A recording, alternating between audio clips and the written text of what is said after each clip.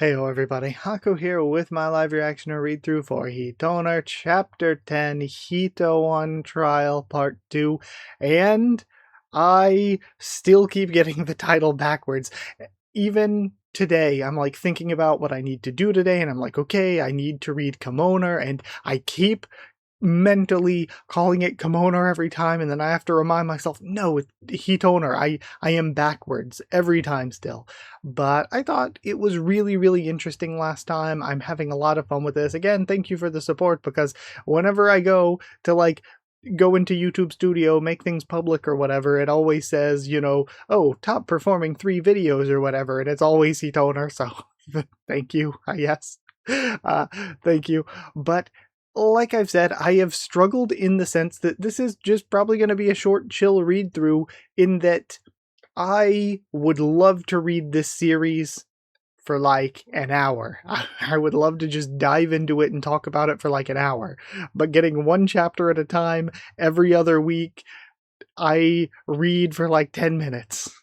I just am left like, I really wish, I know it's selfish, it's like, I really wish I was getting an hour's worth rather than like 10 minutes worth, but I just want more, so I guess that's a good thing. But either way, let's see where we continue from here. I like the setup from last chapter, so I'm interested in where it takes us to the actual trial here. Some of the jokes about the trial being so quick, it's like, okay, you're locked up, your trial is today. So either way, we're starting with first, eat your appetizer. Here it is, the courtroom's infamous mashed sweet potato bun. Not only is it completely tasteless, it's dry as a desert and sits heavy in your stomach. And we have Drill and Tonerico eating it. The conservatives claim Hito are the enemy. Unsurprisingly, Hitoshi's stomach doesn't seem to be taking it well either. So, just a sweet potato bun, but it's very dry. Okay, I mean, I don't know, that doesn't sound that bad, but I like sweet potato. It seems everyone has finished eating, so allow me to begin. Presiding Judge Elefante. Time for this extremely speedy trial. Chapter 10, Hito on Trial Part 2. We will now proceed with our special trial to determine whether the Hito is truly our adversary. To start, let us hear from the prosecution, their grounds for indictment. Of course, allow me to begin by asking what exactly it is Kanashima desires, Special Counsel Laika. Why did he choose to leave his home planet as he did? Was it all to meet us? No, I can guarantee you that much. No matter how advanced the Hito civilization may be, reaching our planet must have been an incredible undertaking. He would have required the appropriate level of both resolve and motive. In short, I cannot imagine any other possibility aside from that he came here to claim this planet as his own. To them, we Kemo, who lord over these lands, must be nothing more than an afterthought, some unexpected foreign creature. No matter how much we interact and believe we understand each other, this creature is an alien. So, how can one state definitively that the Hito will not bear his fangs at us? Everything the defendant has willingly divulged about his personal circumstances is already suspect. Is he truly even alone? And we have Laon listening in. How do you believe we will fare when he summons a horde of his species upon our planet? Why must we keep such a dangerous creature among us? Objection. The suspicions put forward just now are nothing more than baseless delusion. Also, if they were true and you kill him, then if he was that is just a win-less gamble. That's a lose-lose situation. Because if he's here for peace, then you would be screwing over the peace and pissing off the Hito. But if he isn't here for peace, you would be screwed either way. Like, if what you're saying is true, you'd be screwed either way. But if what you're saying is correct, if you kill or space deport him, then you're just pissing off the people he came from. So you lose either way. In addition, we can scientifically prove the impossibility of him calling his brethren on his home planet. You're up, Doctor. And we have this old guy creep sound effect coming in. No way. Dr. Butter? This man created the groundbreaking unit of measurement, the lick, and unified the world's various different concepts for measuring both time and distance. He's the father of modern science himself, so he created the chemometric system. Summoning such a distinguished figure speaks to the power of Dr. Drill's connections. Here you are, sir. I had Hitoshi write the mathematical formula to express the time and distance it took him to get here on board this... the time it took him to get here on this board before us. Now Dr. Butter can inspect it and provide testimony as to its veracity, as well as explain that even assuming the speed of light, a signal sent to the Hito's planet wouldn't reach until far into the future. What do you think, Doctor? Doctor? He looks dead. He's brain broken. Considering he's the ripe old age of 50, his brain just couldn't handle the cosmic nature of this and blew a fuse. He's eating, though, so I think he's at least still alive. Okay, so we're learning that on the chemo planet, 50 is extremely, extremely, extremely old. It would seem your counter-argument didn't hold water, so allow me to continue. Even setting aside the issue of him summoning his compatriots to our home, his one-man invasion of our planet yet continues. How could anyone hope to pass over the materials, technology, and other unknown concepts he's introduced to us? His use of those things as bait to control our industries from within is only the tip of the iceberg. With control over the supply, he'd create a society of unilateral exploitation, relegating us to mere livestock in the palm of his hand. We would only have one means left to resist: waging war.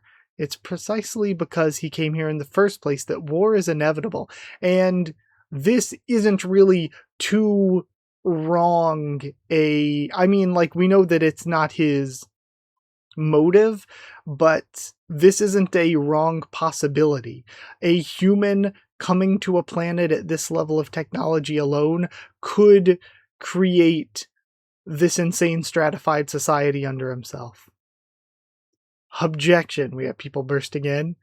What do you know of the kindness he's shown us?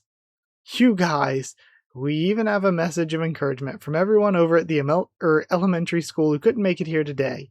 He taught us so many things about his language and culture, and about the Hito's art and humor too. We also bear a testimony from Minister Ham of the Ministry of Industry and Technology. And then it says, Kaneshima was never anything but honest and thoughtful toward us.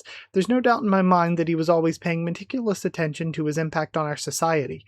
On the other hand, I believe the real threat to our freedom and order to actually be Director Laon's heavy-handed actions in seeking to unilaterally expel him. As your Minister of Industry, this is of grave concern to me. So he can sound polite, in writing at least.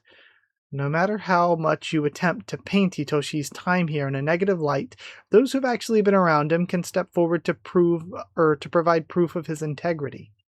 We may not know the Hito's motives, but we can know Hitoshi's sincerity. The actions and words directed toward Hitoshi by the prosecution have been extremely rude and unjust. They've taken advantage of our state of emergency. From the moment he arrived, Hitoshi's been nothing short of an irreplaceable friend to us. I beg that you please make a judgment befitting of the decorum he's shown. We have yet to see all the evidence. In order to hand down judgment, I still need... How can you call that a friend?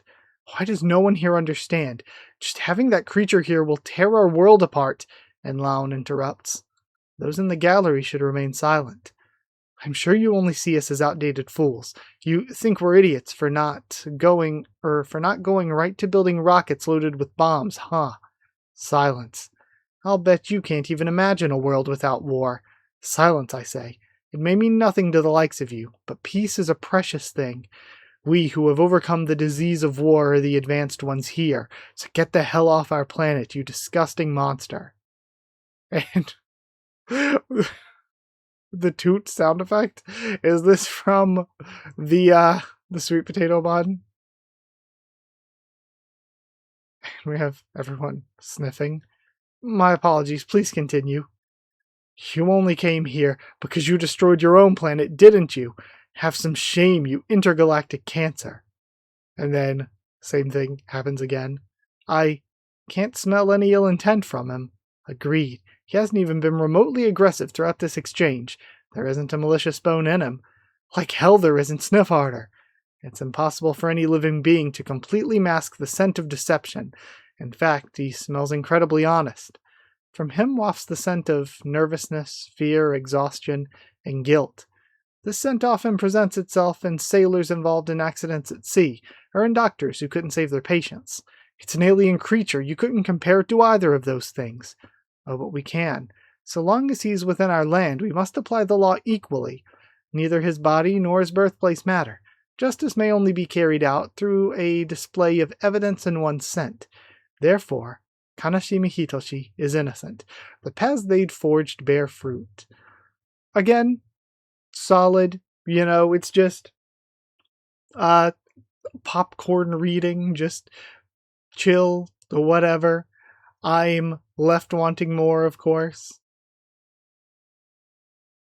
So, I'm interested to see where it goes. I think Laon is an interesting character because he isn't bad, even though he's against the main character.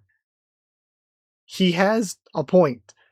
You're in a society without war, and then all of a sudden technology capable of great war comes in out of nowhere.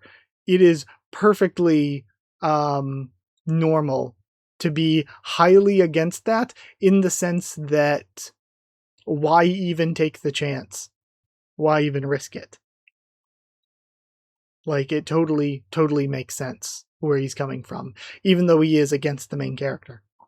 And also where Hitoshi is and what Elefante's getting at with everything is, we've seen how Hitoshi's been feeling when he started clamming up about his technology and society and everything, because he at first was sharing a bunch, and then he realized, it was up until he realized, oh crap, this is a post-war society. And me talking about the way that we did things and how we got all this technology and talking about the potential of this technology, I came into this society that was post-war, and just my very presence, like, he is in some ways almost in agreement with Laon. His very presence could disrupt and destroy everything. And so he started, again, like I said, clamming up. But either way, really good, but we'll be left waiting for more now. So with that aside, I guess I can end it here. Thank you for being here. Thank you for watching. Like if you did like the video, comment down there to tell me what you thought of the chapter, my thoughts and reaction. Subscribe for more Hitoner, much more on the channel. If you want to help support the channel by sharing around or dropping a super thanks, it's appreciated.